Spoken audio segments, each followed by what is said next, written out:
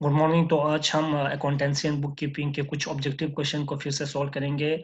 Previous lecture में part 1 and part 2 में हमने कुछ ऑब्जेक्टिव क्वेश्चन भी सॉल्व किए थे। तो आज के इस लेक्चर में हम 14 से 15 ऑब्जेक्टिव क्वेश्चन क्या करेंगे, सॉल्व करेंगे। तो question number 1, X draw a bill on Y. X ने एक बिल ड्रॉ किया वाई के ऊपर and X endorse the bill to Z. तो एक्स ने क्या किया, उसी बिल को क्या किया, इंडोर्स किया जेड को। हु इज द पेई। तो यहाँ पे पेई कौन बनते हैं। आपने एक कंसेप्ट पढ़ा होगा कि एक ड्रॉयर होते हैं, ठीक है, एक ड्रॉवी होते हैं, एक पेई होते हैं। तो ये कौन कौन होते हैं, तो इसको हम डिटेल में यहाँ पे डिस्कस नहीं करेंगे, ठीक है। तो यहाँ पे हु इज द पेई, तो यहाँ पे पेई क्या एक्स होंगे? नहीं, एक्स ने तो बिल क्या किया था, ड्रॉ किया था वाई के ऊपर, तो एक्स यहाँ पे पेई नहीं बनेंगे एंड वाई भी नहीं बनेंगे। क्यों? क्योंकि एक्स ने इस बिल को फिर इंडोर्स किया था, किसको? जेड को। तो यहाँ पे पेई कौन बनेंगे? जेड बनेंगे, ठीक है। तो इंडोर्स जिसको किया जाता है वही क्या बनते हैं, लास्ट में पेई बनते हैं। So option C is correct answer for question number 1. Now come to the question number 2. The balance sheet of a firm indicate which of the following. तो balance sheet of the firm क्या show करते हैं, ठीक है। Profit और loss वो a period, तो यहाँ पे हमारे प्रॉफिट या लॉस को शो करते हैं? नहीं। So option A is incorrect.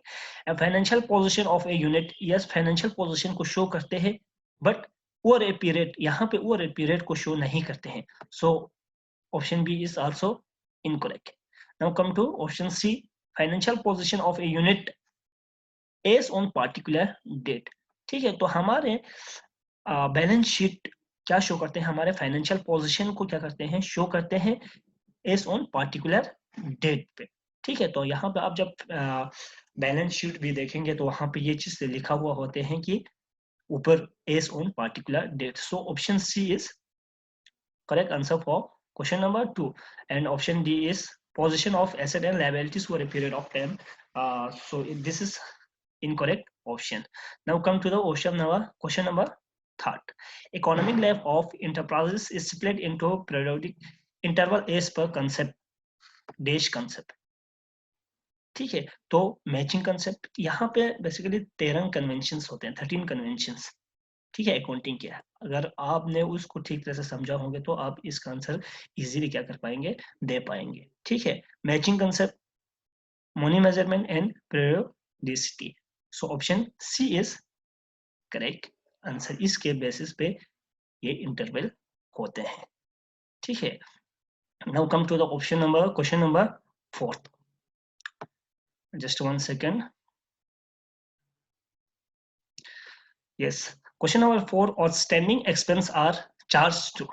यहाँ पे देखो आउटस्टैंडिंग एक्सपेंस, इसी तरह आउटस्टैंडिंग इनकम भी होते हैं, ठीक है। Outstanding income just opposite of outstanding expense होते हैं, ठीक है। तो option A, asset sheet of balance sheet, no. Liabilities side of balance sheet, yes this is correct answer.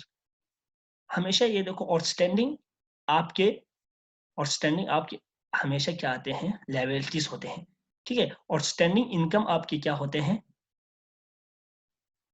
Assets होते हैं, ठीक है। तो आउटस्टैंडिंग एक्सपेंस, ठीक, प्रीपेड एक्सपेंस आपकी जस्ट इसका क्या होते हैं, अपोजिट होते हैं। अगर ये आउटस्टैंडिंग एक्सपेंसेस आपके लायबिलिटीज है तो प्रीपेड एक्सपेंसेस आपकी क्या होंगे, इनकम एसेट होंगे, ठीक है। तो इस तरह इसका जस्ट अपोजिट होते हैं एक दूसरे का, ठीक। So question number 4 and option B is correct answer. Now come to the question number 5. Which of the following is correct. यहाँ पे कौन सा ऑप्शन सही है. Profit doesn't alter capital.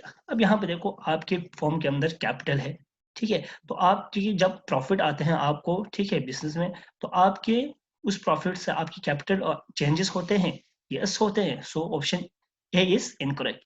Now come to option B, capital only come from profit, no.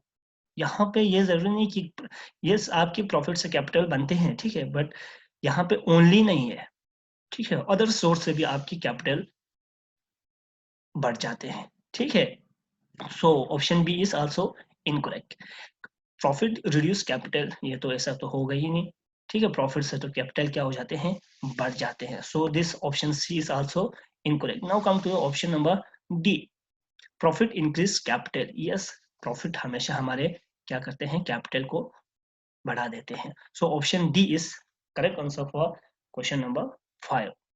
Now come to the question number 6, which of the following best describe a trial balance. तो यहाँ पे कौन से option balance sheet को, trial balance को क्या करते हैं, डिस्क्राइब करते हैं। It is a special account, नहीं, this is not a special account.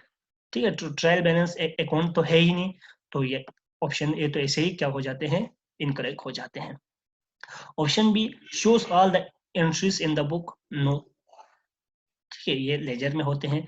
It is a list of balance on the book, yes, ये क्या होते हैं, एक लिस्ट होते हैं बैलेंस ऑन द बुक में। ठीक है, तो option C is correct answer, and option D is shows the financial position of a business, no। Trial balance हमारे बिजनेस के फाइनेंशियल पोजीशन को शो नहीं करते, बल्कि या फाइनेंशियल पोजीशन को कौन शो करते हैं, हमारे बैलेंस शीट क्या करते हैं, इस चीज को शो करते हैं। ठीक, now come to the question number 7, just 1 second. ठीक, fix asset and the current asset are categorised as per the concept. ठीक है, तो जब आप तेरंग कन्वेंशन को आपने अगर समझा हो तो इसका भी आंसर आप क्या दे सकते हैं, इजीली दे सकते हैं।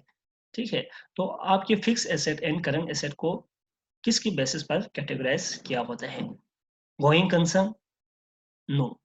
गोइंग कंसर्न से इसके ऊपर मतलब fix asset and current asset को कैटेगराइज नहीं करते हैं। कंसिस्टेंसी, नहीं, this is incorrect option both. And time period, time period, तो टाइम पीरियड के ऊपर आपके fix asset and current asset को क्या करते हैं, कैटेगराइज करते हैं। So option C is correct for question number 7। Now come to the question number 8, provision is provided for doubtful debt is based on the principle of, कौन से principal के ऊपर ये जो प्रोविजन क्या होते हैं, बेस्ड होते हैं। ठीक है, going concern, no. Objectivity, no. Materiality, no. Conservation, yes. ये किस प्रिंसिपल के ऊपर बेस होते हैं, ये कंजर्वेशन के ऊपर क्या होते हैं, बेस होते हैं। ठीक है, now come to the question number 9, prepaid salary has. Prepaid salary क्या होते हैं, ठीक है, क्या ये नेगेटिव बैलेंस होते हैं, क्या ये क्रेडिट बैलेंस होते हैं, क्या ये डेबिट बैलेंस होते हैं, या none of the above. Yes, this is not negative balance, तो ये नेगेटिव बैलेंस नहीं होते। So option A is incorrect, and option B is also incorrect, क्योंकि ये क्रेडिट बैलेंस नहीं होते। So option C is correct answer, ये क्या होते हैं, डेबिट बैलेंस होते हैं। ठीक है, प्रीपेड सैलरी क्या होते हैं, मींस की प्रीपेड एक्सपेंस होते हैं। ठीक है, तो एक्सपेंस मींस आपकी ये क्या होते हैं, प्रीपेड सैलरी आपके एसेट्स होते हैं। ठीक है, तो ये क्या होते हैं, हमेशा डेबिट बैलेंस होते हैं। तो ये 10th question. Now come to the 10th question, a promissory notes doesn't require. तो इसमें से कौन सा ऑप्शन इसके लिए क्या नहीं होते हैं, जरूरत नहीं होते हैं। नोटिंग, यस, नोटिंग तो चाहिए होते हैं। ठीक है, it requires, and discontinuity also requires. ठीक, चार्जिंग आल्सो रिक्वायर्स। तो यहाँ पे एक्सेप्टेंस का ऑप्शन क्या है, गलत है, क्योंकि यहाँ पे कोई एक्सेप्टेंस का जरूरत नहीं पड़ते हैं। So option C is correct answer for question number, just 1 second, question number 10। Now come to the question number 11, when the money is withdrawn from the bank, जब आप पैसा बैंक से क्या करते हैं, विड्रॉ करते हैं। ठीक है, the bank will dash the account of customer, तो कस्टमर के अकाउंट को बैंक जो यहाँ पे आपको क्या देते हैं, पैसा निकाल के देते हैं, वो आपके अकाउंट को क्या करते हैं, क्या क्रेडिट करते हैं, क्या डेबिट एंड क्रेडिट दोनों करते हैं, क्या डेबिट करते हैं, क्या नॉन ऑफ द अबव। तो इनमें से कोई कुछ नहीं करते। तो आप जब पैसा विड्रॉ करते हैं, तो आप जिस चीज को एसएमएस आते हैं, ठीक है, मैसेज आते हैं, तो उसको ये भी मैसेज आते हैं कि your account is debited 10,000 rupees. ठीक है, तो वहां पर बैंक में आपके अकाउंट में क्या होगा डेबिट किया होगा, ठीक है। तो option C is correct answer for question number 11. Now come to the question number 12. An entry with more than one debit or credit is known as. आपकी एक से ज्यादा एंट्री को, चाहे डेबिट हो चाहे क्रेडिट हो, उसे क्या कहते हैं? सिंगल एंट्री नहीं, सिंगल तो कतई नहीं करेंगे। अब यहाँ पे कंफ्यूज होंगे कि इसको डबल कहेंगे या कंपाउंड एंट्री कहेंगे। इसको कंपाउंड एंट्री या डबल एंट्री नहीं कहते हैं, ठीक है। तो this is incorrect option. So जब आप entry with the more than one debit या क्रेडिट करते हैं उसे हम कंपाउंड एंट्री कहते हैं। So option C is correct answer for question number 12 and option D is incorrect for question number 12, क्योंकि मल्टीपल एंट्री यहाँ पे नहीं होते हैं, ठीक है।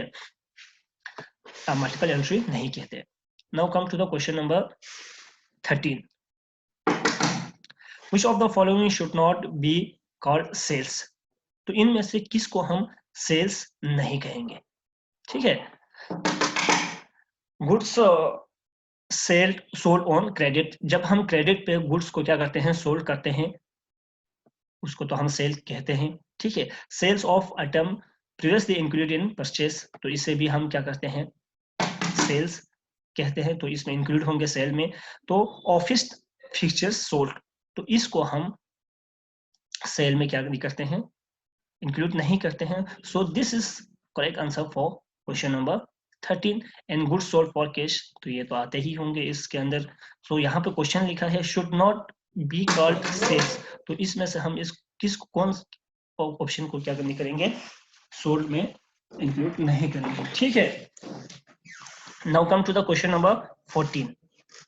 ये आप खुद मुझे इनबॉक्स सेक्शन में इसका आंसर दे देना, ठीक है। तो यहाँ पे फॉर्मूला खाली पुट करना है, तो ये कोई इतना डिफिकल्ट नहीं है। Gross profit is 25% on sale, तो सेल के ऊपर ग्रॉस प्रॉफिट कितना मिला है, 25%। And cost of goods sold is 75,000, तो कॉस्ट ऑफ गुड्स कितना है, 75,000। The amount of sale will be, तो इसका अमाउंट, टोटल अमाउंट कितना बनेंगे, क्या 1,50,000 बनेंगे या 1 लाख बनेंगे। सो आप सॉल्व करने के बाद खाली इसमें ग्रॉस प्रॉफिट का फॉर्मूला पुट करना है, बस ग्रॉस प्रॉफिट ने सेल का फॉर्मूला पुट करने के बाद इसका आंसर आपको इजीली आ जाएंगे, ठीक है। तो इसमें कोई इतना प्रॉब्लम नहीं होंगे। तो थैंक यू वेरी मच।